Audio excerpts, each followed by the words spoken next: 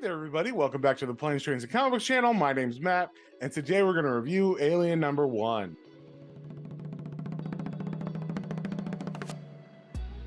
And before we get into that, if you guys wouldn't mind sharing, subscribing, commenting, it really helps me out and lets me know what you guys want to see more of. So, with that being said, let's get straight into it. All right, we got the cover here for Alien number 1. It is a Marvel comic, and it is by Philip Kennedy Johnson, Julius Oda, and Yen Nitro. And we start off here on this planet called Europa 5, and it looks absolutely wonderful.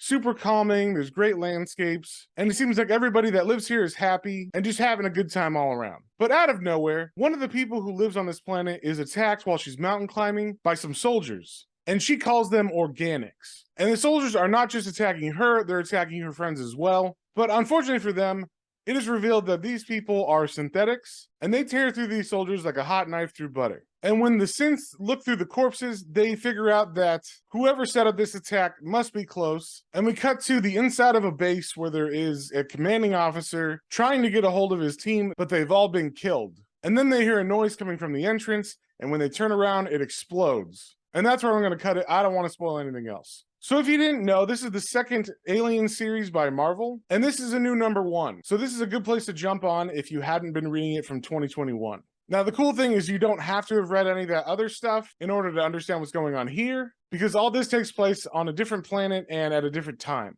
And the previous series was written by Philip Kennedy Johnson as well, but the artist was different. So that's the main big difference between the two series. And this might actually be a better number 1 than in the previous series, because that series was kind of a slow burn and it took a while for things to really get going. But this one just starts off with a bang. You're kind of thrown into the action. So I think Johnson did a really good job in differentiating the two series and giving this one a bit of a different feel. Now, the artist on this series is Julius Oda, and he has a much different style than the artist from the previous series. I feel like it fits the tone of this new book well, and I think he does a good job with the violence and all the tech and explosions and stuff. So like I said, this was a new number 1, and I had a blast reading it. I hope more people jump onto this series because it's really good. And I am a bit of an Alien fan, so this one might have an asterisk by it, but I'm going to give this one a 4 out of 5. I feel like Johnson is firing on all cylinders now that he's had about 12 issues to get into the world and write in it for a while. And I know I didn't show any aliens in this review, but there are definitely aliens in this book.